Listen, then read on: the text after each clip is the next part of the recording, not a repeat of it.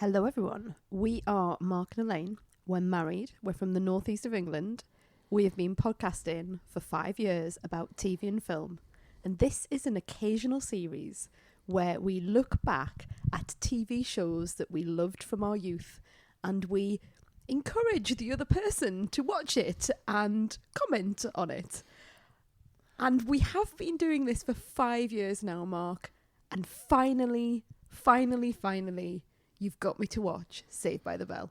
The greatest TV show of all time. As you have told me since we met each other, how many years ago? So we met like 12 years ago. And Yeah. I think quite early on, I made it clear that I loved Saved by the Bell. So much so that I've been writing my first novel recently. Not that that's come up on the podcast at all. And I have written into a scene where a woman meets a man that he talks about Zach Morris and Saved by the Bell. And I think that has come directly from my experience of living with you. I would hope it is. Yeah. But it's been part of like the culture of things that we talk about since day one, I think. It's been part of the zeitgeist. I mean, to be clear, it's been part of my culture for long before you came along, love. Yeah, this was a show that absolutely got me through the summer holidays and the winter holidays and everything in between.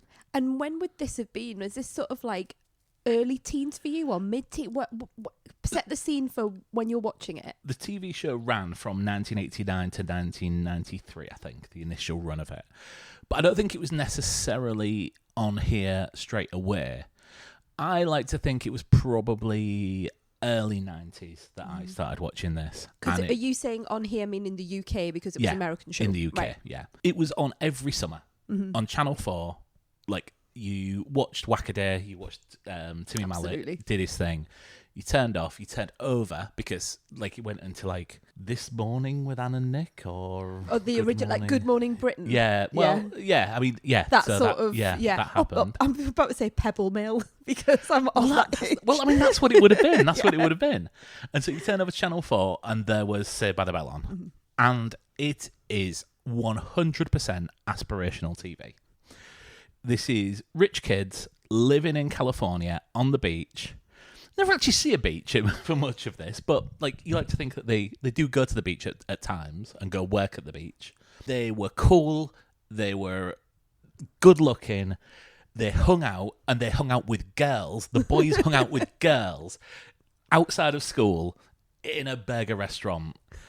Like, what was it that, like, this was what I wanted my life to be. This is what I thought American life was like. I remember thinking, oh, I wish a burger restaurant would open up in, like Cottingham, the village I grew up with. So that, like, me and my mates could go and hang out with the girls I fancied from school.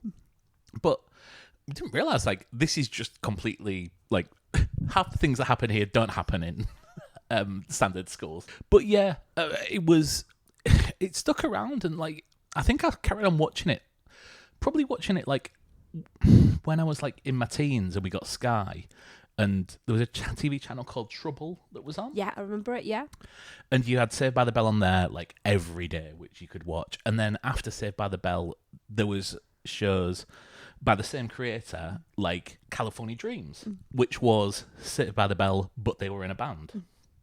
Then there was Hang Time, which was Saved by the Bell, but they were in a basketball team and they had to deal with the one girl that joined the basketball team. Shock. Then they got shit. Then there was like USA High, which was American students in Paris in like an English language school.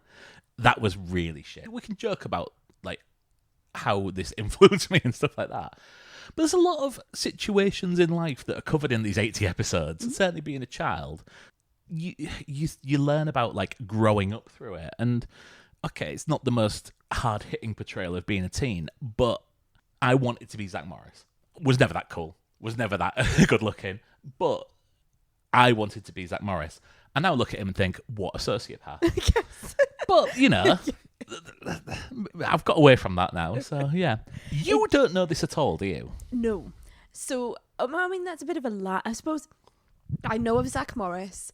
I know AC Slater, and I know like Screech. So I could name the people, And I could probably, after a while, I could maybe remember that one of the girls is called Jessie, you know, Yes. but Yeah. I'm even now struggling to think, like, I know Lisa, I'm struggling to think of who the Zach's sort of love interest is called, and I think it's an alliterative name. Are you but kidding even me? now, because it's not in my brain, it's not there from that era.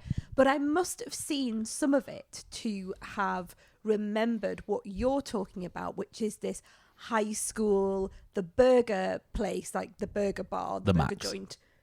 That's really, I can remember that. It's very Grease-like to me. The scene in Grease where they go to like a cafe, don't they? And they sit and they have milkshakes and stuff like that. That really, it's that American high school, what we thought all teenagers in America were doing, which is like hanging out at the beach, hanging Saved out by at the these Bell. birds. Saved by the Bell. Back to the Future. Yes, yeah. Lou's Diner. Yeah.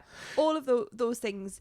I remember the culture of the show rather than the storylines. Like, I didn't know the storylines at all. And I know there were some really famous, and we're going to talk about one of the episodes, which has kind of gone down in history, hasn't it? Yeah. And I, only because you say it to me, you say the lines to me, do I know those lines? But I couldn't remember that at all, particularly that particular episode, which we'll come on to talk to. But yeah, it's more, well, for me, you know, you were talking about Trouble there. On Yes. Trouble, later on in life, it had a show called Heartbreak High, which was an Australian show, again set in a high school. Yeah. But it was very hard hitting. Yeah, that was kind of, I think that had a first run on BBC Two, didn't it? Yeah. In the Post Neighbours slot. Yes. And that was very much my thing. So I was looking for... I got really annoyed when that was on, by the way.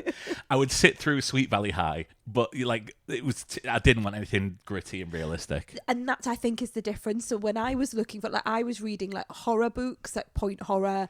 I was reading books that were based on horoscopes. There was this weird like horror scopes. You know, there's books of like supernatural things that were very dark. I was looking for high schoolers where one of them's getting knocked up and there's a drugs thing and there's a maybe usually, I mean, I wasn't looking for this, just to make this totally clear, but there was a dodgy teacher or something. I wanted hard hitting crime high school stuff, and you wanted California dreams, you know. I wanted an escape from, like, it was good to go out with my mates and like ride our bikes and maybe like play with our wrestling figures and stuff like that, but equally I kind of wanted that escape of, like, I think we were waking up to girls, and this was kind of the window into, this is what it could be like, guys. Yeah. You could be hanging out at prom with the hottest cheerleader in school. Yep. I'm sure. Yeah, None of that happened. That wasn't what I was looking for, weirdly. A, it didn't happen for you, and B, I was wanting gritty and something a bit more hard hitting, and that, I think, is where we land on this, isn't it? Yeah, but I mean, let's face it, this is not a well-made TV show. This has paper-thin plots, but it really, there's a lot of warmth to this, I think. Absolutely. And I am going to say now, I saw you laugh at least twice in every episode. Now, some of the jokes are really shit, and a lot of things have aged really, really badly. But Christ, this makes me smile still. And I went into it with an open heart, because you did the same thing for me with our episode on the Chronicles of Narnia. And even though you found some of the scenery and the costuming and the characters to be quite difficult, you went into that and you made your notes. And so I've done exactly the same thing with this. But I did find myself warming to it, and I did find myself, when we'd get on a night time and our son would go to bed, and I'd be thinking, oh, what do I want to watch? And I was like, oh, let's stick a Saved by the Bell on. Quite often you would, yeah. Yeah, and I was the one sort of pushing for it as well. Yeah. I was like, should we just do another episode? I think, did we do 2 episodes one night? I can't remember if we did or not. Back to back. That feels like a lot of Zach Morris. Yes, but it does. Yes. But they're short episodes. They are standalone. And I think as a writer, I then also found myself really enjoying how, because every episode is a short story. Yeah. So, you're beginning, your inciting incident, your midpoint, your all is lost, there's something that happens that we're, oh no, how are we ever going to come back from this? And then your like story that not story, but your lesson that you learn at the end. Yeah. I really enjoyed the way that the episodes were structured in that way. And in 22 minutes, you were almost certainly back to where you began at the beginning. Yeah. So, yeah, like everything got resolved. Yes. Apart from in one episode, which was a to be continued. But yeah. Should we get into the episodes we watched? Yes, let's do it. So you are going to tell us what the episode was. So for people following along at home, because we watched 8 episodes, we were only meant to watch 6, was it? Or 5? I had to narrow it down. We said 6 because that was the equivalent of what you made me the Chronicles watch. of Narnia, yeah. Yeah, however, these are only 22 minutes, whereas the Chronicles of Narnia are 29 minutes or 30 minutes. Yeah, it's very important. And I don't think I could give you a full rundown of the entire series run in just 6 episodes. So these are 8 very carefully selected episodes. Yeah, I thought you did really well in curating the episodes. So Mark's going to take us through. So each one we're gonna do each one separately. Mark's going to take us through what the episode is, and then you're going to give us like a brief synopsis for those at home that can't quite remember these episodes and need a bit of a reminder. You mean everyone doesn't, including me, have them? I'll need a reminder, like on DVD. That's true. Right, so we started at the beginning. Yeah, Series 1, Episode 1, Dancing to the Max. This is the episode where Casey Kasem hosts a dance contest at the Max. Casey Kasem. Sorry, I'm meant to be letting you do the synopsis, and I can't help saying I love Casey Kasem. How do you know Casey Kasem? So Casey Kasem is the voice of Scooby-Doo and like Shaggy. Can I just point out, I have never ever seen you watch an episode of Scooby-Doo or talk about Scooby-Doo. So remember, Scooby-Doo is all about like a supernatural thing and a crime. I mean, it's just made for me. And at the end, they pull the mask off. Oh, look, it's Old Man Carruthers. It's so-and-so from the roller coaster. Funfair is the word you're looking for. Yeah, I'm trying to find a different one in my brain. I couldn't work it out.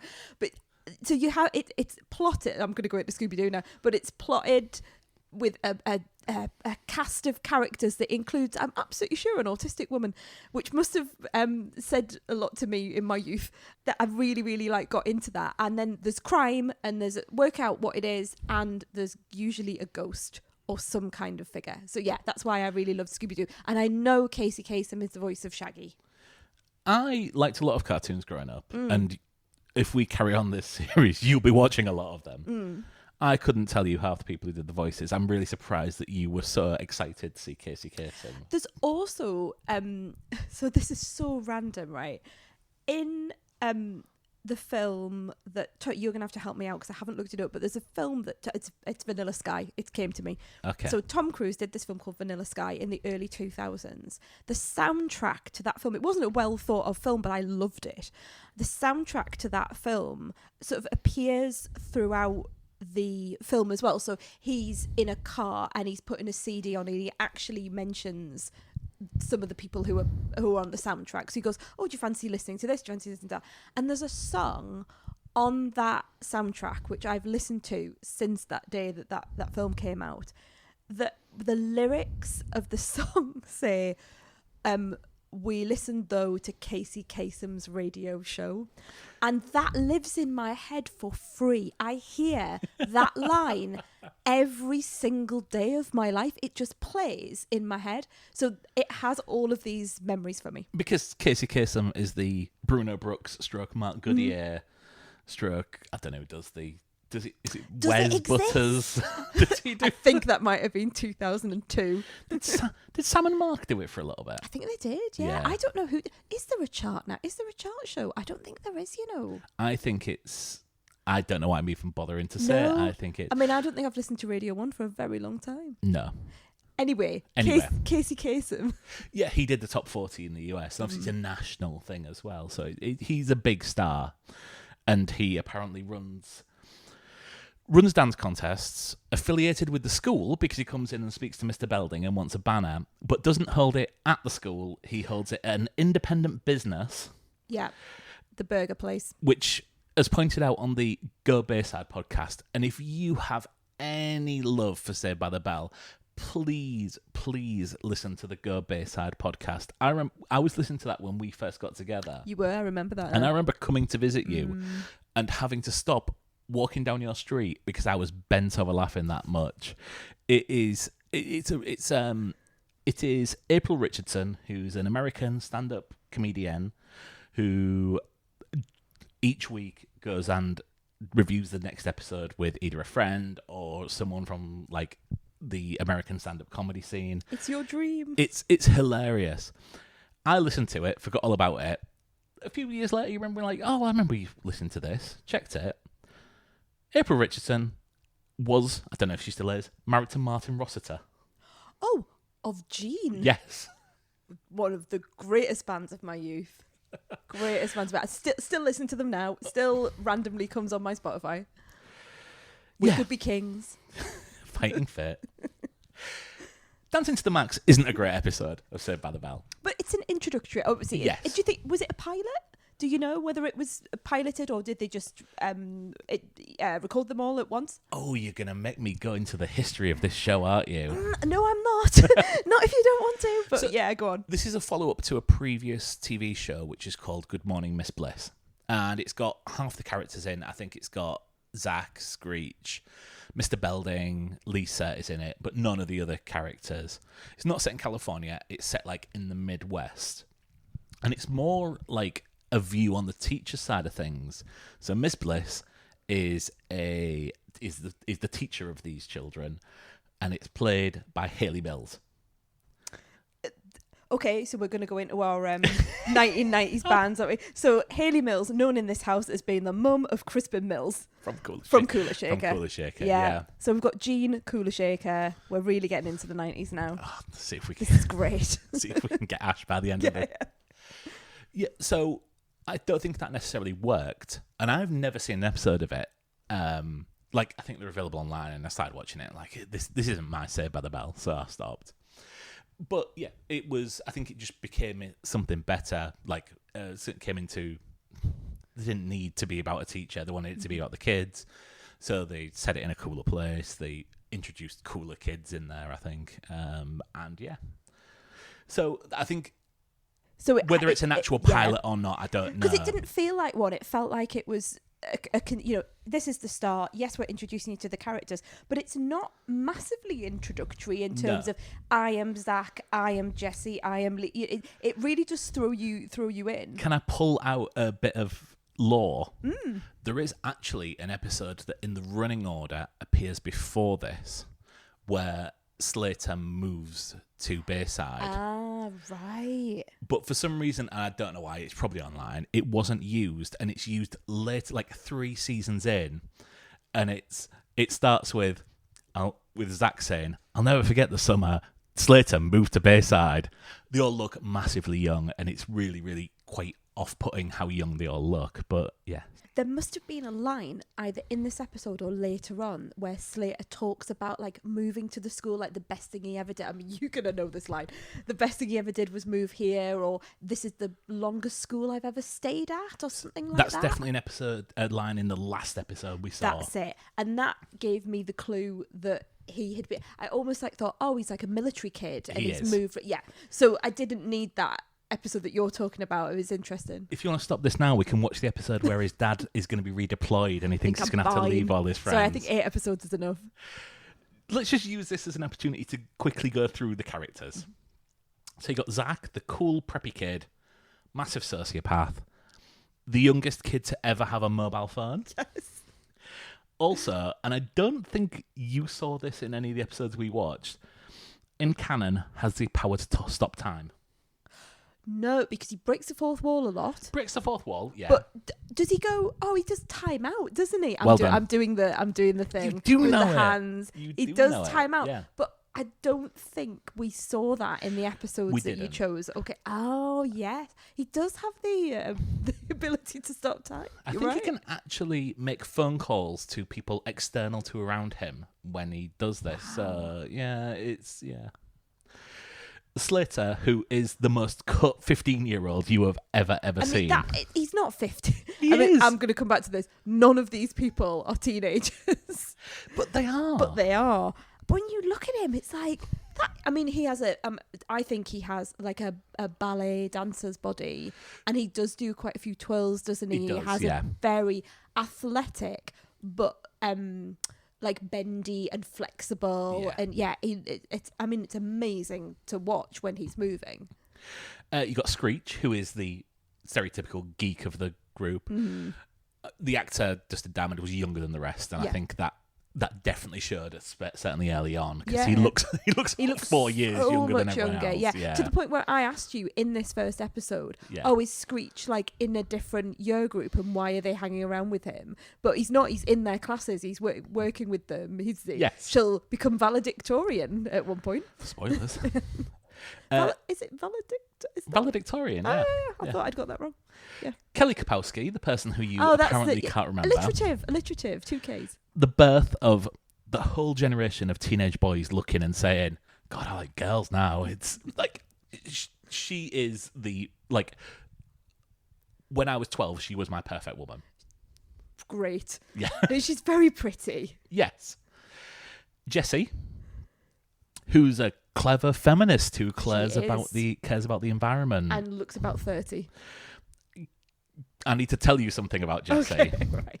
which doesn't reflect well on me, but I think it's also shows you just how backwards this show's views on her are. Mm-hmm. She is shown to be a feminist, shown to care about the environment, and shown that is something that we should laugh at. Yeah. My mum constantly reminds me that I once referred to Jessie as the ugly one.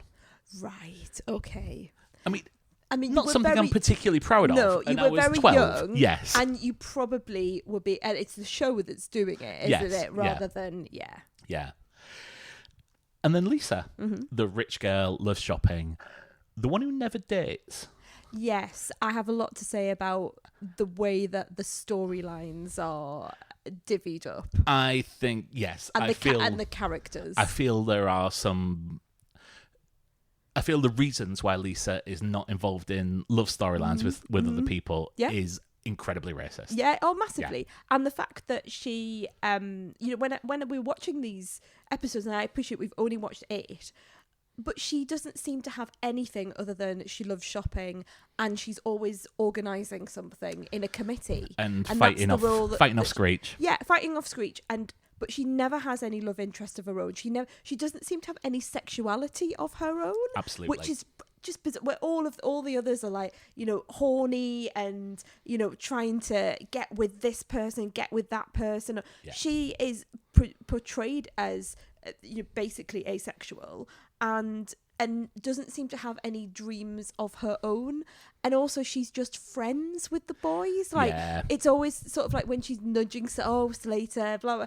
There's no attraction between it. Almost she is just friend zoned in every situation, apart from slightly cringeworthily being pursued by Screech. Yeah, in a take the hint, mate. Yeah. Where, season 4, she does share a kiss with Zach. Okay. I think they decide that they're just better off. They're just better friends. Oh, fair enough. That's, at least there's something. There's some sort of movement there. But notably, anytime she likes someone or dates someone throughout the rest of the run, they are black as well. Okay. Right. Yeah. Yeah. So, pop quiz. Yep, go on. How old was Mr. Belding in the pilot of this, in the first episode? See, so youthful me would have looked at Mr. Belding and gone, he's at least 55. Because we are the age that we are now, and because we watch Top of the Pops from the 1990s, and we play the game of how old is that person, and they tend to be younger than we are now, which just blows our minds. He can't be in his 30s. He just can't be. But he's going to be, isn't he? I'm going to say he's 43. Mr. Belding was not 40, did not reach 43 through the entire series run. Oh, no. Mr. Belding was 38 at the start of this. No. Mr. Belding's so much younger than me. That's not fair. Mr. Belding's the same age as I was when I had kids. Like, that's not right. It's not right. And then for the first series, Max, a magician who owns the Max. Okay. You did see him. Did you I? did see him. Look at me pausing and not knowing what to He's say. in the opening credits of the first season. Right. He's like a geeky guy with glasses who performs magic tricks. And I think in the episode you saw, he operates like the clapometer in the dance contest. Oh, yes, I did see him Yeah. there. Right, okay. I think the idea of an adult magician hanging around with kids was probably At the thought to be a diner. bit creepy and dropped. Yeah. There's a weirdly long joke in this, like they didn't actually have enough material, where they're in music class and the teacher has to run 2 lessons at once, so they're playing really badly, and then the teacher leaves and they're like just shredding like whatever song it is, but it does it like 3 times. Yes, yeah. I remember a lot of the classroom scenes don't work. This is a thread that goes through, and whenever they're in the classroom, it seems to be drawn out. Yeah. And it doesn't ever go anywhere. It doesn't really add anything to the storyline. I've noticed that. All the good stuff happens outside of the classroom. Oh yeah, absolutely. I mean, who cares about what actually happens at school? Yeah. Like what you want is like what they're getting up to. What they're getting up to when they're kissing each other and breaking up with each other. And also sort of having some very deep and meaningful thematic experiences outside of school, which we'll come on to. We'll get on to Series 2, Episode 1, with the prom, which is the first prom. Kelly has to pick between Zach and Slater because, no one else is going to ask her out, are they? And then we find out that her dad loses his job, so she can't afford to go to the prom and get a dress. No. But she can't get it in herself to tell Zach. Yeah, she just can't. She can't do it. She's holding on, and she's telling everyone else that she can't go. But also, her dad's like, "You don't have to not go to the prom." And she's like, "It's what I have to do for the family. I have to not have this dress." I have thoughts about this. First of all, I have notes now for this episode because I made notes from this point on, because after watching episode 1, I realised I had a lot to say and I should write it down. Yeah. So I have written down here, new singer, not good. Because there is a new person singing the theme tune, or the theme tune has been redone, and I didn't like it. There are 2 versions of the theme tune, and they seemingly interchange throughout the show's run, and I can never understand which one it is, but yeah, one is a bit more cheesy than the other. I also said, Zach is tall and more mature. Well, we're a year on, and, they're at the age of, 14, 15, where changes start to happen to boys. You can really start to see the movement, particularly in the boys. Yeah. You can see the tall and the voices and just the face shape. I think was he just looks much more mature. Let's get onto this thing about this dress, right? So they're living, and I mean, this is the thing: this is the privilege and what we think all American children are living in. Yes. So they're because they're always going to each other's houses, but coming through the window like they did in Scream. And I want to say Dawson's Creek as well, even though I haven't watched Dawson's Creek for a long time. But I believe that all American teenagers go to each other's houses through bedroom windows. Clarissa explains it all. Yeah. Also. Yeah. Yeah. This is how I feel they get, and they all live next door to each other, and they all have these massive houses.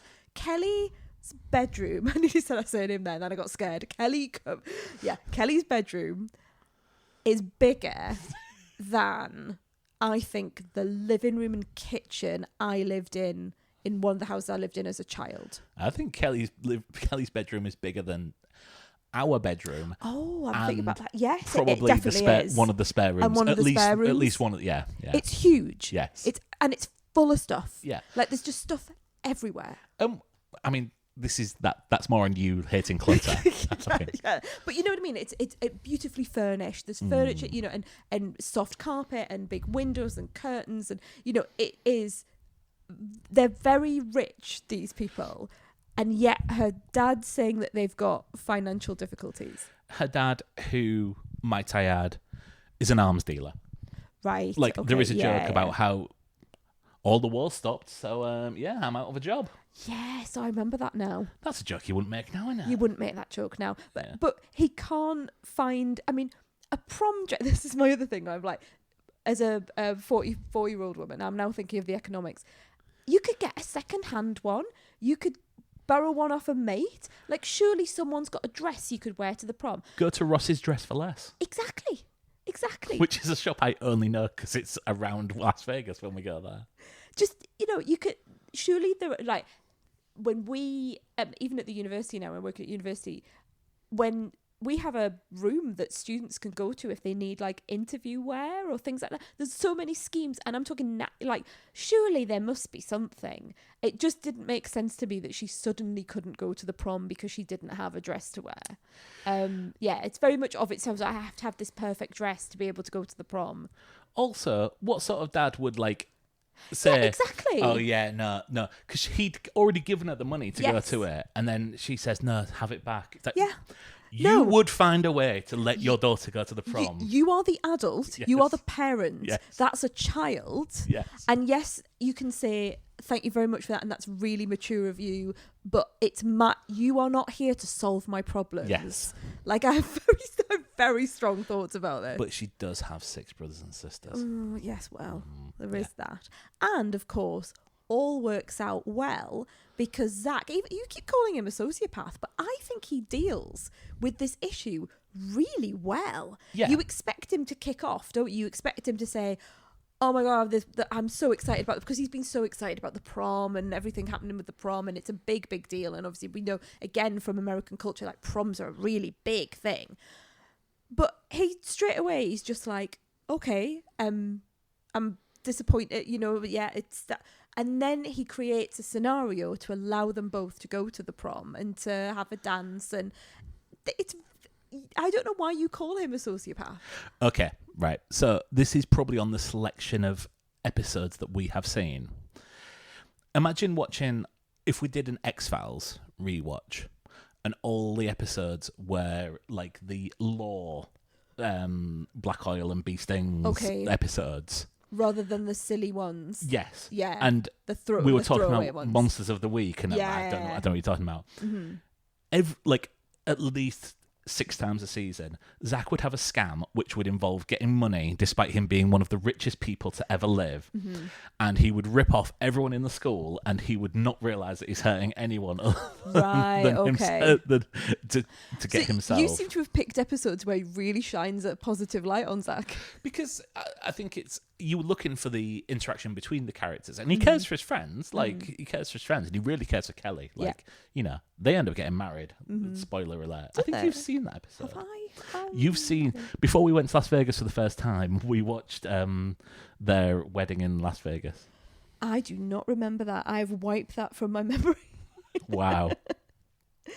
Anything else to say on our second episode? No, but we are going for the next episode. We are going for the big one. The one that everyone knows, the one that was a meme. Jessie's Song, Series 2, Episode 9. This is where the girls of the group form a vocal trio called Hot Sunday. They sing a weirdly licensed version of I'm So Excited by the Pointer Sisters, which I'm surprised they've paid for that song.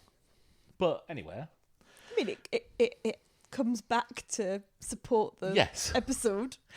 At the same time, Jessie is studying for the midterms, helping Slater to study as well. Yep. And he notices that she is using caffeine pills. He grabs the bottle and says, "It says on here these could be habit forming."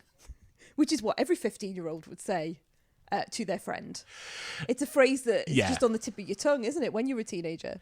And essentially, Jessie's trying to study. She's trying to rehearse for the band. She can't do everything at once. She doesn't have a time turner to... Yes, she doesn't. And she eventually crashes out, and And it leads to the most celebrated of scenes within Saved by the Bell history. Zach turning up dressed like Don Johnson in a coloured t-shirt and coloured suit, that like contrasting colours.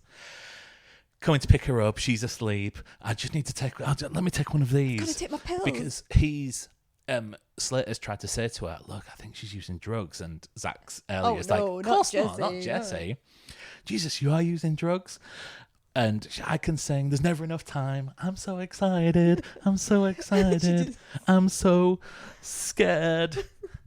But it's done Classic. It really reminded me of the scene in Showgirls where she's flinging her hair around, Elizabeth Berkley, you know, that iconic We will get performance in Showgirls, that overwrought, you know, because I'm so excited, I'm so like, Yes. it's what a performance. And yeah, I really enjoyed this episode because it was a proper high school issue. Something's happened to someone. We're going to talk about drugs, but we're not going to talk about illegal drugs. We're not going to go down that. We're not going to get really, really dark with like Jessie's not suddenly on smack or something like that. She's taking tablets that you can get from the pharmacy, but which, as Slater says, are habit forming, that you can become addicted to and are having a detrimental effect on her life. But it's also this idea of she's needing to do everything at once. She is that type A student who will burn out eventually, who's always looking to get the best, you know, and I don't know where it comes from her, but there's this need to get into a certain university. There's a need to be in with these people. And it's almost like she's from a working class background and she feels the pressure to be with other people, you know, with I can't think of the words are not finding me to, but to be in the conversation. And she knows that without privilege, without money, without that cultural capital, she can only be in the conversation if she's deemed to be clever enough. That's the kind of all I get from Jessie. I don't think that plot point is ever like added to the show. It should be. I know that she wants to go to Yale or Princeton, one of the two. I'm sure it was Yale, wasn't it? Yeah. There is an episode where the colleges come to pitch for them, like, you know, do like an open day, and so they get James, who is an actor who is working at the Max, to pretend to be from Harvard, which he always says Harvard. So I will always overpronounce the H whenever I say Harvard, to stand next to the guy from Yale to talk about how there was only one student that they ever wanted, and that's Jessie. Any notes from this episode? My note here was, it's okay if I'm not the best at everything. And at that point in time, that's when you looked at me as if to give me a special lesson. I'm showing you this episode for your own benefit. Tonight Elaine. on a very special episode of the Honeymoon Podcast. Yeah, I did. Yeah, you did look at me when that happened. And that was the lesson from this episode. It's okay if I'm not the best at everything. And I understood that. One of many instances of Screech dressing as a woman to go into the women's dressing room to make a recording of them singing. Yeah, and them not realising that he's dressing up, which was ridiculous. Even when he says his name is Sinead O'Connor. Yes. Honestly, yeah. I mean, it is when you're watching it and you're in it. Like, when you say that, I just roll my eyes. But actually, when watching it, I did find it quite funny. Also, there's a music video in the middle of this that Zach makes. Really long music video, yeah. Which is incredibly well made. It's well done. I also have that in my notes. Fucking Random creepy. long music video in the middle. It's... Yeah, like Eric Prince's Call on Me, but with schoolgirls. Yeah, I mean, it's and less. Yeah, it's much more. Not as little as not as much less as you'd want. No, but still not quite in the Eric Prince camp. They're wearing the same gear. It's not. Yeah. I think it's very gentle. I don't think it's overly sexualized. Okay. Yeah. Right, the next one. Halfway through. We are. Next episode is Series 2, Episode 15. A favourite of mine, which is The Fabulous Belding Boys, which is where a new substitute teacher comes in. Rod Belding, who is the absolute spitting image of Michael Bolton. Same hair, same... It's it's the way it falls as well. How can I describe Michael Bolton's face without being? The way the face is angular, the angular face plus the hair, and the body as well. Didn't get that far. Yeah, but you've enjoyed yourself. And he's dressed like him as well. So he's got the slacks, but he's got a shirt. Yes, he's in beige. He is totally Michael Bolton. He says, "Call me Rod." He tries to win the students round. You must have had teachers like this who were like way too familiar with the kids. I don't remember that at all, but I was a very sort of... I was Jessie, wasn't I? So yeah. those sorts of teachers would have annoyed me. I'm there to learn, and I need to do well, and I want to get the best marks and be told I'm brilliant. Okay. So those teachers I wouldn't have gravitated towards. So I hung around with a lot of kids who played guitar. I mean, I also played guitar, but I played it shitly. So I was the one sitting in going, I wish I could play that. Fucking cool. And there were two types of teacher. There was the old mature teacher who was like nice, and we really like got on well, and used to play play songs like during lunchtime and stuff like that. Then there was the other teacher who was a bit younger, and was like, I can't get away with you calling me Mr. And I'm not going to name him because but yeah, you need to call me by my first name. Was it Rod? It wasn't. But yeah, it was. And even at the time, because he had long hair as well, I was like, I'm not entirely sure we should be here. I'm not entirely sure. I need to keep... I prefer sensible boundaries with my teachers. Not professional boundaries. Yes, yeah. Mm. This... Absolutely no law in this at all, but this is the episode that I always looked forward to being on, because it is the absolute classic storyline of someone really like being real cool, and instead of wanting to go to, I think it's Yellowstone National Park for the school trip, that's what they're planning. He wants to go whitewater rafting. He persuades the lads. Pay the entire Mr. Belding's really disappointed that they don't want to go to Yellowstone. But he's so good about it. He's like, well, if you really want to go there, if that's what you want to go, that's fine, and we'll do that. And then Rod lets them down. And he lets them down, and that's the lesson. And Mr. Belding, with an awesome an awesome face turns on Rod. This is what you always do. Yeah. He can't make it because he's going to hook up with a stewardess called Inga. Get out of my school, Rod. Zach sees everything. Zach's hearing everything, isn't he? Yeah. So he knows what's happened. Zach knows everything and comes to appreciate Mr. Belding all the more because Mr. Belding says, look, I'm not Rod, but let's just go for it. I mean, I think that's a massive safeguarding issue. There's a huge safeguarding issue. If you're not a trained whitewater rafter and taking a group of kids. There was a massive safeguarding issue to begin with, and health and safety, and who signed off the risk assessment. But anyway, let's put that to one side. They're going to go, and Zach talks to Mr. Belding as well and says how much they appreciate him and how he has learned that cool teachers aren't always that cool. I felt this had quite a slow plot, I have to say. I saw you being quite bored of I was a little bit bored because I knew what was coming, and I think it could have been tightened a lot more. I think when I was looking at it as like narratively and looking at the structure, it pulled out too much. I think there could have been more in there, some more plot points of him letting them down and maybe them going, oh, it's Rod, he's fine, and that building up rather than waiting all that time. Or more about the whitewater rafting. I really liked the bit where they were actually in the raft pretending like in the school hall, and then Mr. Belding comes on and goes, why aren't you doing the history? Or he's meant to be teaching them, is it history? Yeah. That he's meant to be teaching them? Or some sort of fallout for the fact that they haven't done the test that was meant. I mean, that's probably me going, but why haven't they done the test? There should be some response to that. But yeah, I thought the plotting was a little bit weak, even though the theme was very good. The premise was very good.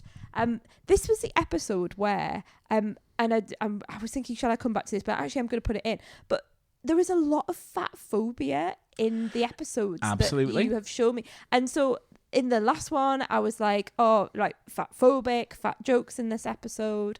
And in this one in particular, it started with, my notes was fat phobia again with 2 exclamation marks. And also this idea of there being certain people on a committee. Yep. So Lisa's always involved. Slater's always just hanging around, sitting on like the side of a desk. Yeah. He doesn't actually do anything within the committee, but he's there. So all of these kids, our main kids, are always on the committee. But then they're accompanied by nerds. Yes. And they are like nerds to the nth degree. Like they've put glass on, they've done stuff with their teeth. Or people who are portrayed as like slovenly or lazy or greedy, and they are people in a bigger body. Yeah. And and they're often portrayed as being not very bright as well. Yep. And it really got to me. It really, really, I found it really, obviously you find it distasteful, but I found it really sad that we grew up in an era where we would have laughed at that, and that's what we were being taught through these shows, was that these people are the greedy people, or these people would eat all of the cake, and actually they're not, they're really not intelligent, or these people are the nerds and you can bully them into doing stuff, or not that they're not portrayed as intelligent, or they're going to do really well, or they're going to make a lot of money. It's always that they can be manipulated or they can be laughed at. Yep. I found that, and I know you've got Screech in there as a nerdy character who people love and is part of the group, but it was every single episode when there was a committee. They're also massive dick to Screech all the way through this show they as do, well. But they don't bully him in the sense of he's part of the gang. They don't exclude him. Do you know what I mean? So that was my other note. I did have Rod is creepy. Yeah. Which I think we have covered. Yes. Series 3, Episode 1, The Last Dance. Kelly's family is still struggling, so she has to get a job at the Max. Obviously, it's the only place to get a job. I mean, where else would you go? I mean, you can't work at the school, so you're going to have to work at the Max. Sorry, only 2 options. Yep. She's hired by Jeff. He's a new guy. He's the manager. He's a junior older. in college. He's a junior. He looks about 50. When I first saw, I thought, he's going to be like 35 or something. No, he's in college. Favourite bit, halfway through this, I turned to you and said, you're going to guess what happens, can't you? And you were like, no, don't know what you're on about. I didn't know what was going to, no. I genuinely was like, I couldn't work out what was going to happen. I was like, is it going to be like a really awful plot point? But I mean, it does turn out to be. It is horrible. I know, but I was thinking more along the crime side of things. No. Which we don't really get to in Saved by the Bell, funnily enough. There is a car crash at one point, but yeah. So they start to work together. He compliments her and says how great she is, gives her a job even though she hasn't got the experience that she's going for, and she finds herself falling for him and breaking Zach's heart. All at the time when they are going as Romeo and Juliet to the prom, basically the midterm prom or whatever. There's another prom. Yeah. There's always a prom or a dance. Yeah. And Enchantment Under the Sea dance. Yeah. So, I mean, we do see Zach attack, which was a table at our wedding. Yep. So we named the tables at our wedding after fictional bands from TV and film, and Zach Attack was one of them. I think your mates sat at Zach Attack. I mean, obviously they're both our mates, but they're very specifically your oldest friends. Sat at Zach Attack. One of my notes is, why is it obvious Slater would be on drums? I suppose. I mean, Slater doesn't really. We're talking about Lisa earlier about not getting much to do. Slater doesn't really get much to do other than call Jessie Mama, which is interesting given they're meant to be teenagers, and do a bit of a twirl every night. He always gets brought in to sort of like be part of the gang or to help out with something. I had a question that I wrote in my notes, which is, are Jessie and Slater together at this point? Yes. Right. I hadn't made the leap to that because I know at the beginning they're almost like fighting against each because she thinks he's a misogynist pig. Yes. Although I don't think she uses those words, but I think she calls him a pig. She calls him a pig all the way through. Yeah. And he thinks she's a boring feminist, or So it's that rubbing against. They go to the dance together. They go Mark Antony and Cleopatra.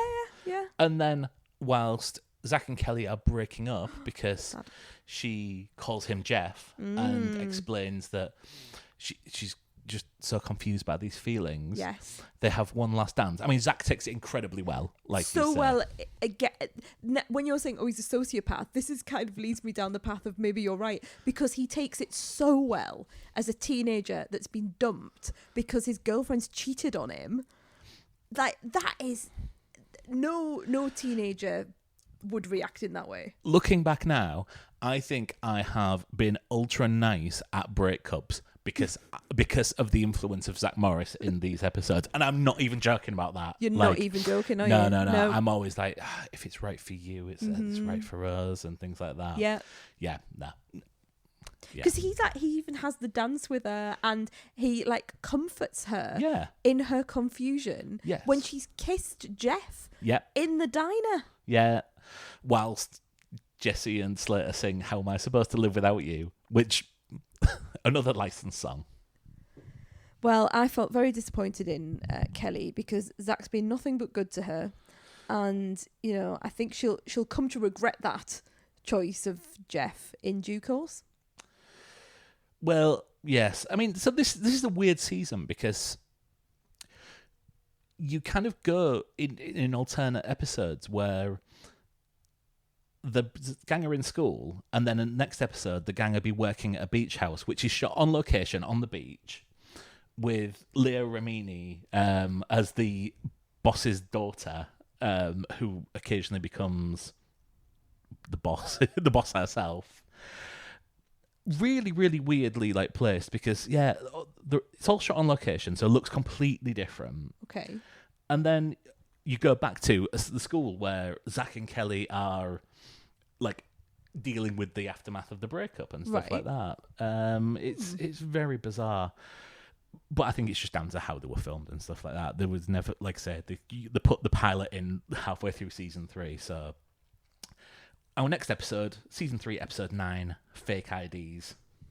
Another very special episode. It's very special, yeah. Zach meets a college girl in the Max. Yeah. Who invites him to a club. A club for older a club for over 18s. people, yeah. Not over 21s, because there's no one drinking in there. There is no one drinking. And that would be a different show if they got drunk. Yeah. This club, their eyes are wide when they go in. They've got the fake IDs to get in that Screech has made them, and when they walk in, they are like, Billy Big Boots, and yet it's just a room with some people dancing in the middle. So I remember going to my first night at a nightclub when I was 15, 16. Mm-hmm. It was the one nightclub in Hull you could get into when you were 15, 16. They were on student night. They were liberal with their let in.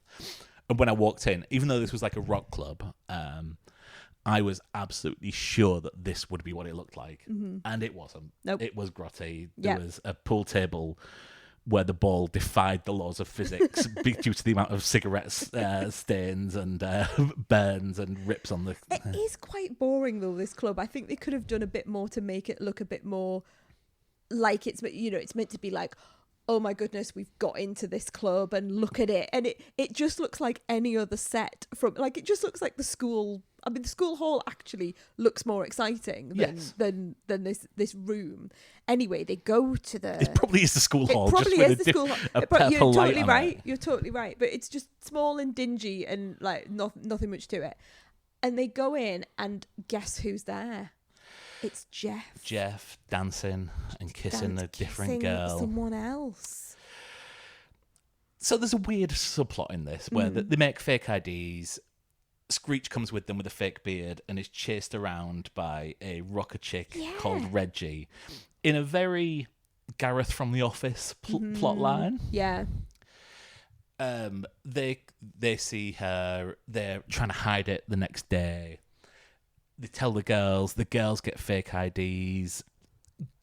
Kelly finds out and realizes that, I think at first, does Zach try and tell her?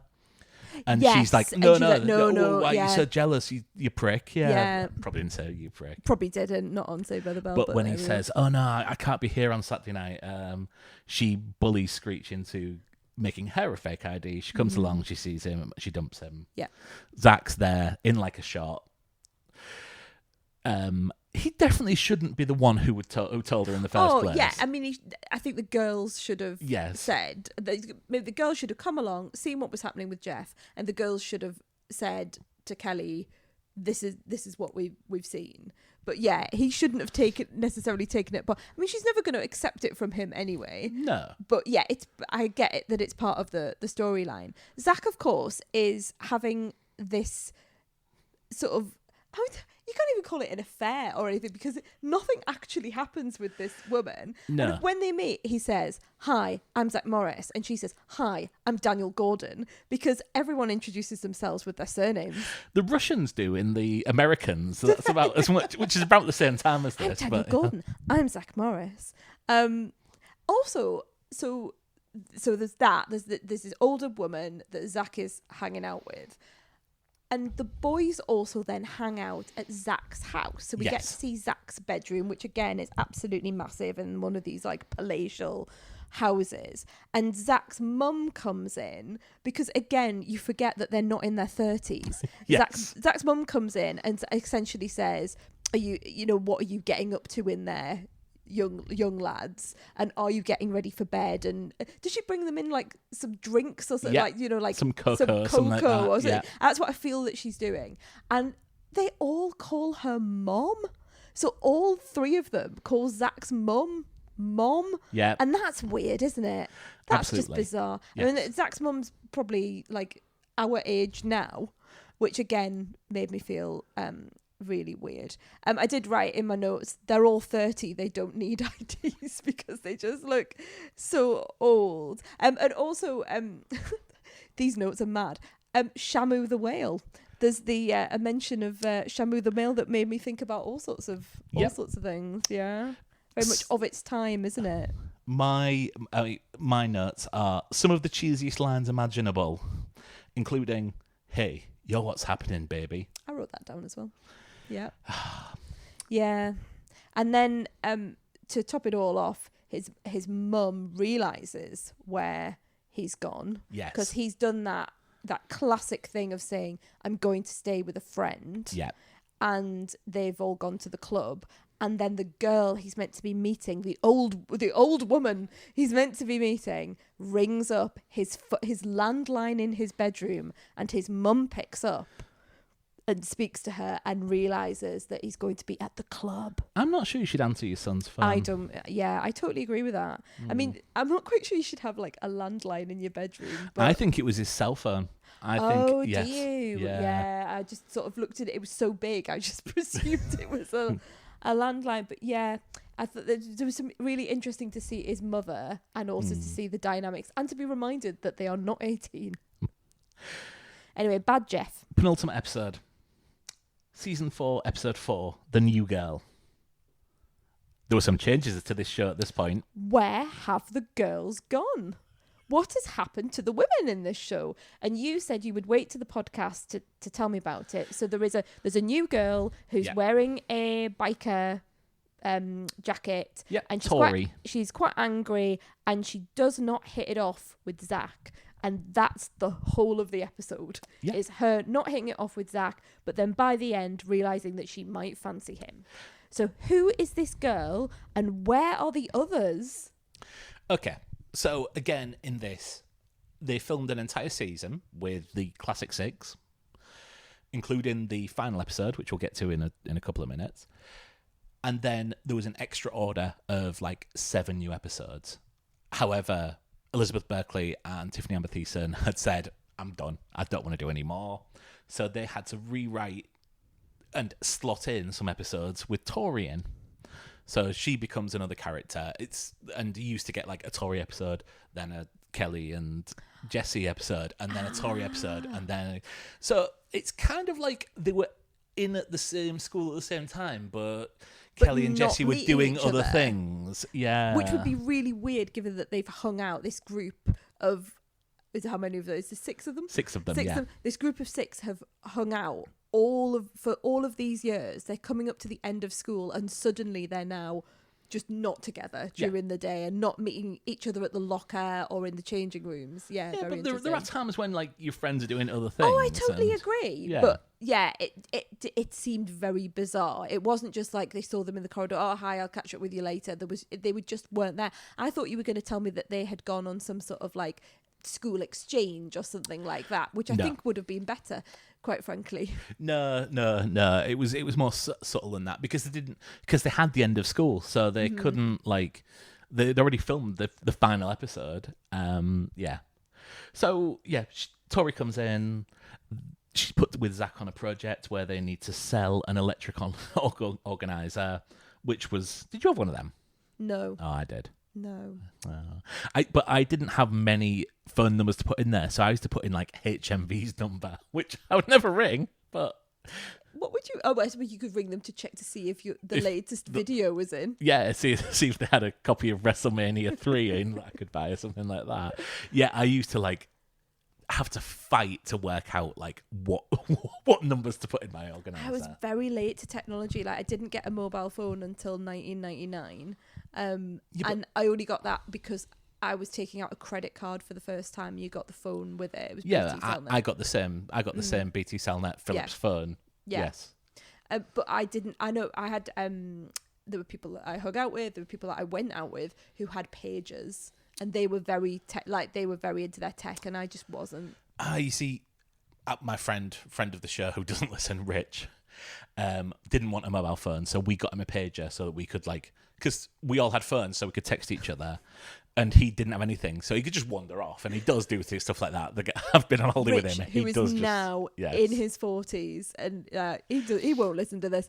Rich, who will not put his data on his mobile phone now, even though it is free, even though you get it's not like back in the day where you had to pay £20 for 10 minutes of data. He will not put it on.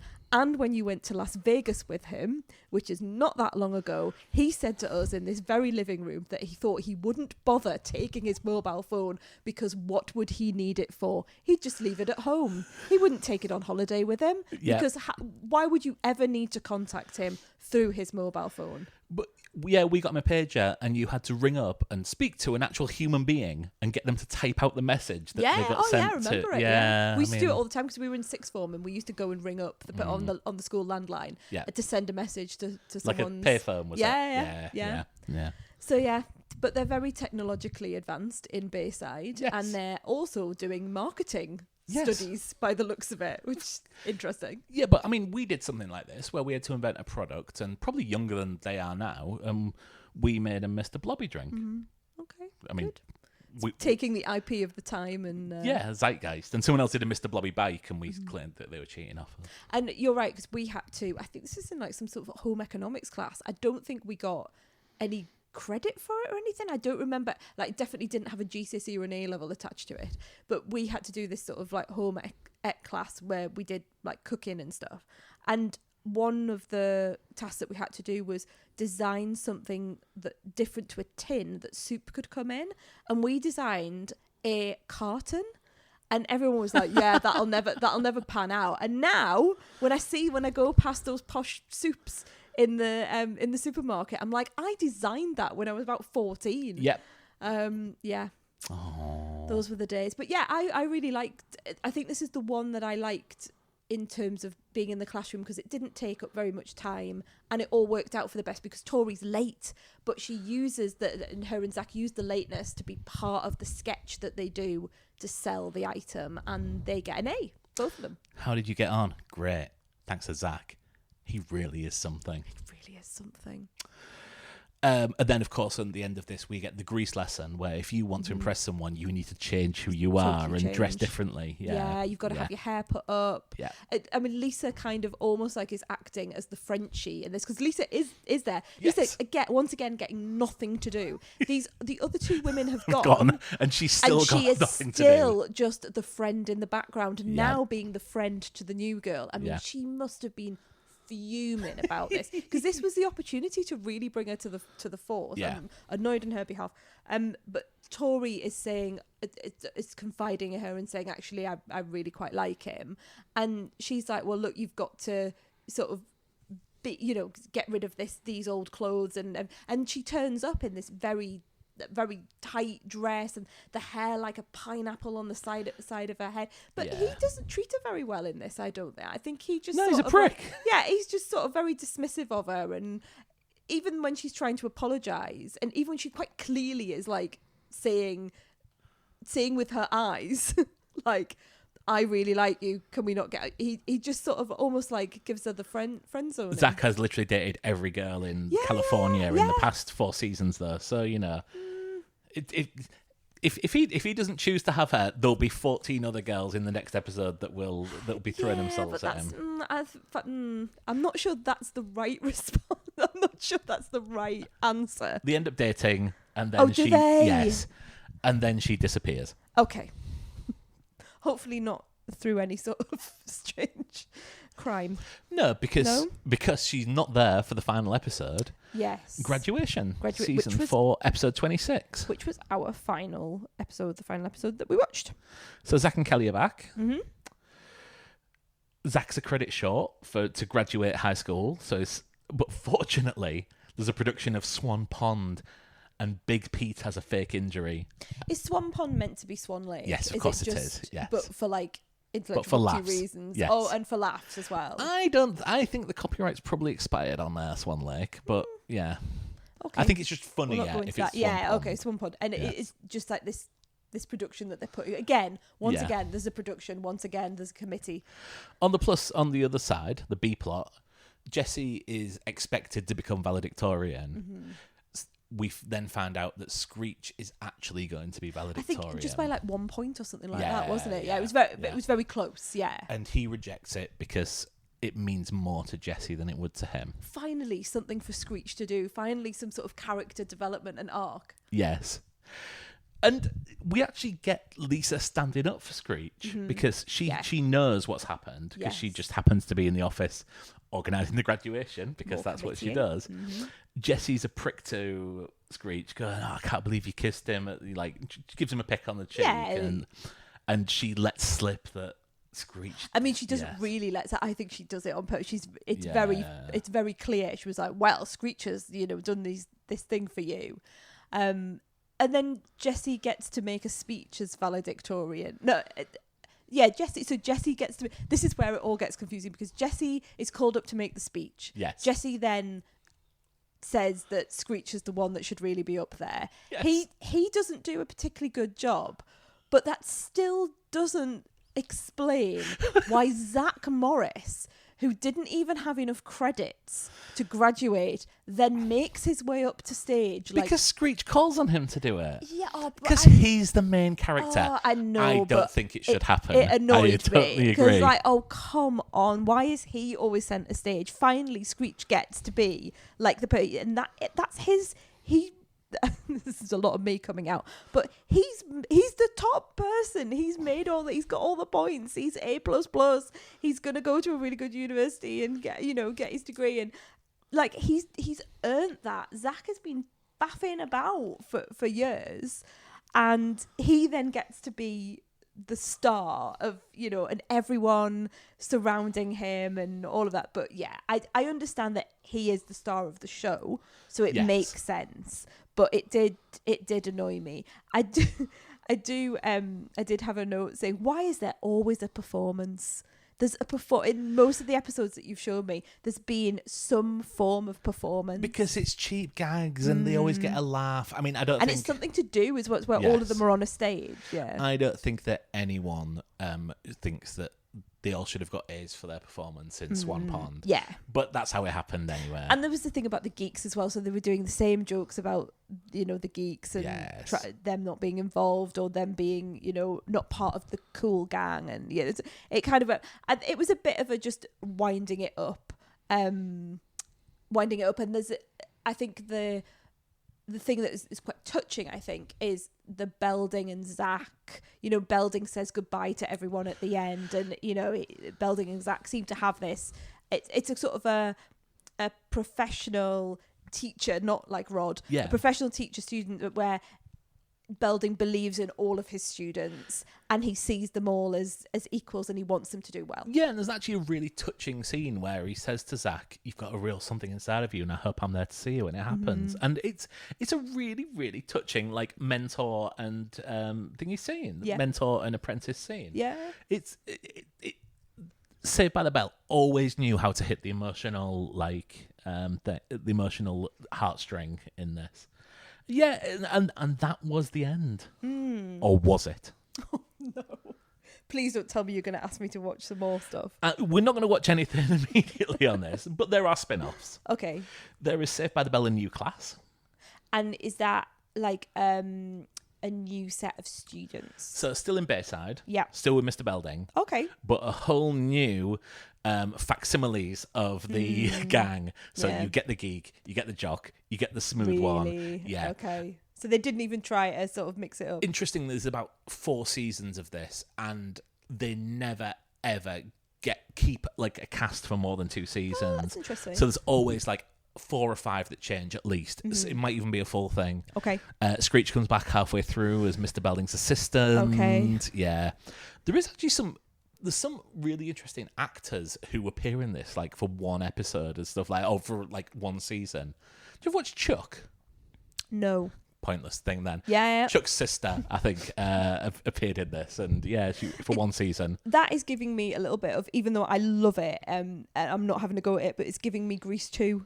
You know, Yes. here we go again. Absolutely. Here are the T-Birds. Here are the Pink Ladies. Here's some of the teachers that you remember from the first time round, and here's some of the other minor characters that you might remember from the original.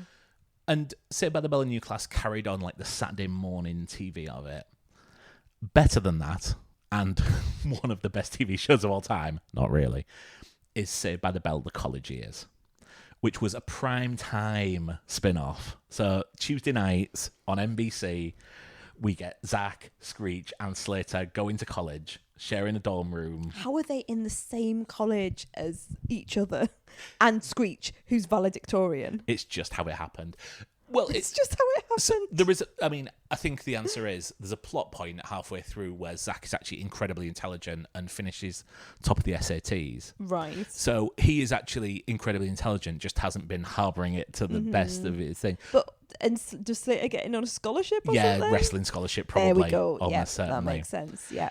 So they live opposite these 3 girls who are like various levels of like one's quite ethereal and one's really kooky, and it's very much like Friends where there's like 3 boys, 3 girls, and they interact. After the pilot episode, one of the girls is jettisoned, and you'll never guess who comes and joins the college.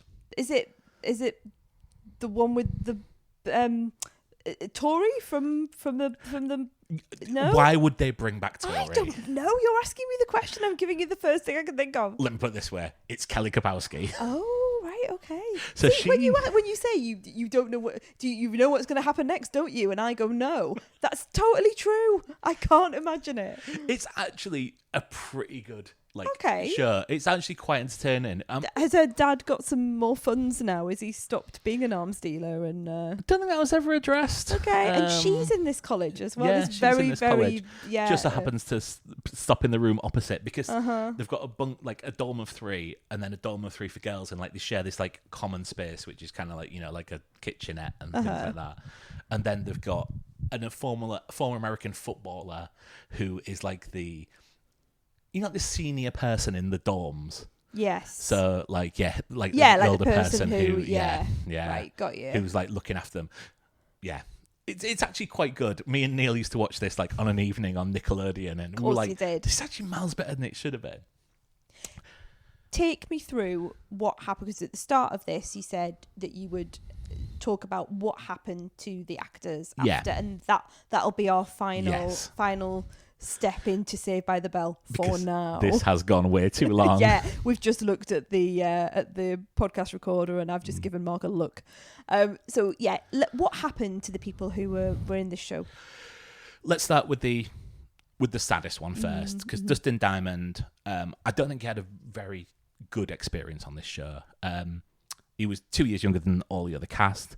They were interacting as teens do. If you look at any of the people on this, in the personal section on Wikipedia, it will be they dated Mark Paul Gosselaar and Mario Lopez during and he was just younger and not of the same level of like social group that these people would find themselves in. I think he had a lot of issues around his personal life. He wrote a book which was quite scathing about how it was. There were videos that came out, and it was and then he had legal trouble. I think he was arrested at one point, and it was, touch and go whether he was going to like get sent down to prison for some time. And then 4 years ago, he sadly died of lung cancer at the age of 44, which is no age. It's horrible, isn't it? It's sad when you see that young lad on the show and getting all the laughs, being the comedic part of, and often, like you say, the butt of the jokes, but bringing that laughter, to the show. So, yeah, it is always sad when you see a child actor who hasn't got through those times. Yeah. And hasn't come out the other side. A lot of people do have and then they come out and they sort of reinvent themselves, but it's like, in 40 odd, it's just not, Mark Paul Gosselaar appeared in a film called Dead Man on Campus. The point of this is, two college roommates go out and party, resulting in bad grades. They learn a clause that says, if your roommate dies, you get an A, and decide to find someone who is on the verge, so to speak, to move in with them. On the verge, so to speak? Yes. Oh, no. Oh, different times. I don't think we'd get away with that now. I don't think that would ever happen now. I hope not. No. Yeah. Because is that essentially meant to be a comedy? Oh, yeah. I mean, this is straight up comedy. Oh, really? Not even like a dark... okay. That's interesting. He was in Franklin and Bash. Do you remember Franklin and Bash? I do with remember Breckenmeyer, that. where there were solicitors. Yeah, I remember he became there was a lawyer program that he was at. Yeah, and I think he's carried on just having a good career, beginning like 10 episodes of a network TV drama and carrying on. I think whenever you see him, he still looks like very healthy, very nice. Like still looks like an older Zach Morris. Also came back as a school governor in the rebooted version of Saved by the Bell, which appeared on Peacock, which I'm amazed I never watched. Mario Lopez somehow has become one of the biggest stars in the US. Yes. When I think of Mario Lopez, I think of him on these big shows, these like being a presenter and those morning, like, when they're live from the middle of New York. And I think most of it is E-Channel, like Access Hollywood and Extra. I think he's the ultimate like safe hand presenter. Yes, He's the American Cat Dealey. Yes, very nice. Also the only person I know who's actually had a marriage annulled. Oh. Yeah. He married Ali Landry, who was she was famous in like FHM circles for a while for being in a Doritos commercial. They were in a film together that we've got upstairs on DVD if you ever want to watch it. Yeah, called Outer Time. Oh, okay. Great. And I think they got married and then she found out he'd been unfaithful at the stag do and immediately went to have the wedding and all. I remember this now, it was on the stag do. Wow. Oh, Mario. Yeah. Oh, dear. Baddie. Yeah. Tiffany Amber Thiessen appeared as a regular in Nana 210 and still acting today, largely in guest roles and appearing as herself in things. Elizabeth Barkley was in Showgirls. Yep, already mentioned. I've never seen Showgirls. Oh, we should watch it for the pod. We should totally watch it because you'll have an idea of what it's about and it'll probably be that scene where she's thrashing around in the water. Let me say, I've seen plenty of clips of it online. I bet you have, because that's the bit that everyone... And you think it's a certain thing. You think it's down as erotic thriller, right? Yes. And you think there's going to be... There's the promise of the premise there, but it's not sexy and it's not like erotic and it's not... It's just not what as a younger person you're like, all right, this is going to be like a rude film, and then you watch it and you're like, no, it's not. And I think it's a really misunderstood film, and it would be interesting to watch it again, especially now we're in our 40s. It's definitely got like a cult following now. Yes, yeah, especially among like the LGBT community. Yes, I think. I think this is totally right. It's ultimate camp, isn't it? Yeah. So we should watch. Let's watch it. Like Voorhees, for a long time she was, I think when social media opened and like internet video opened, there was a lot of videos of her that were released where it's quite cruelly saying, "Oh, look Okay. what's happened to her," and things like Right, that. I understand. And Yeah. she's had to come out and say, "Look, I've been diagnosed with schizoaffective disorder." Okay.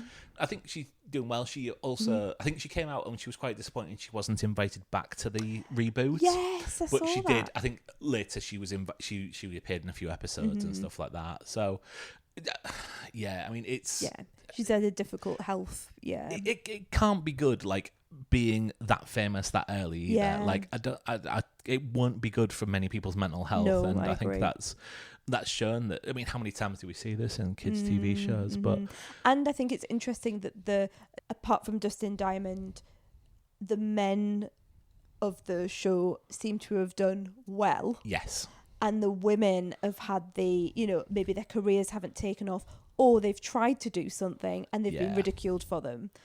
I think that's very much of our time. and horribly, like Mark Paul Gosselaar can appear now in Hallmark Christmas movies because he's like late 40s and Yes. still looks very young. Yes. Whereas he will be paired with someone who's in their mid 30s Of most course, likely, because yeah. that's just how these And things he'll go. be seen as like the older gentleman and Yes. a silver haired fox and all of that sort of stuff, whereas the women, when they age, they don't get the same level of treatment. Yeah. And we know that from within the industry. So, but you would hope that, like, I think Elizabeth Bartlett, like, she was given some good stuff. She did really well with it. I would like to I think it's a shame what happened with Showgirls. I could see why she did it. Like, I mean, it was a I'm big not saying name. I'm not saying it's a shame that she was in it. I say it's a shame the fallout from that show at the time was that people really, really took the piss out of it. Yes. And therefore, I don't think she had necessarily the opportunities to. Because to be picked for a film like that, she wasn't a massive name. And to be picked to be the lead for, I think was really interesting. Anyway, yeah, I think it just reminds me of what happens to women within the industry. It's a good example. Well, anyway, thank you for indulging me with this podcast. You're very welcome. I didn't think we'd get this much content out of it. I've really enjoyed it. I've really enjoyed taking it. I think there's a lot of positivity to it. I think you spoke very eloquently about why it meant so much to you as a teenager and the things that it brought. It brought a lot of positivity and a lot of joy to your life. That it's always interesting when we look back as older people back on things from the 90s and before, even a few years ago sometimes, and look at it with our eyes now and are able to critique the fat phobia, the racism, those things that were inherent in those shows. And it won't just be Saved by the Bell. It'll be, if we watch any sorts of shows, we'll see the same thing of this era.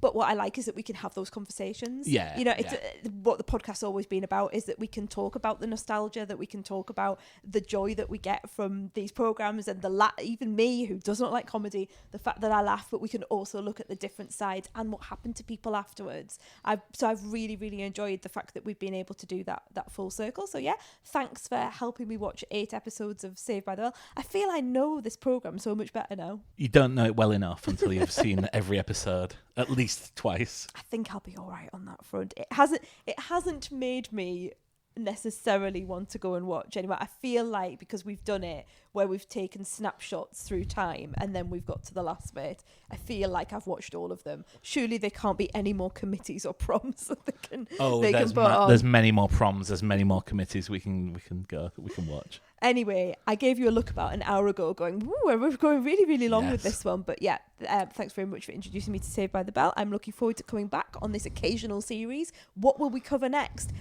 Please do let us know if you have any burning desire for us to watch any particular shows, particularly from the 90s is really our era. I have had some suggestions online for Round the Twist. Okay. Which I did, I quite like the idea of that, of picking some episodes. I think I bought you the DVD box set. You have bought me the DVD box set. But also, I watch it, it's on Amazon Prime, and I very regularly... Oh, well, that was a waste of money then, wasn't it? I very regularly do watch episodes, because again, when you're a writer, like watching shows like that are very short and have a beginning, middle and an end, it's really interesting from a storytelling perspective to watch. Also, I find them absolutely terrifying, so yeah, I like to watch those. We've also got Prince Caspian and Voyage of the Dawn Treader. We are going to go back to the Chronicles of Narnia, so our next I think our next one will be Prince Caspian and the Voyage of the Dawn Treader. Unfortunately, you have to watch every single episode of that rather than picking random ones.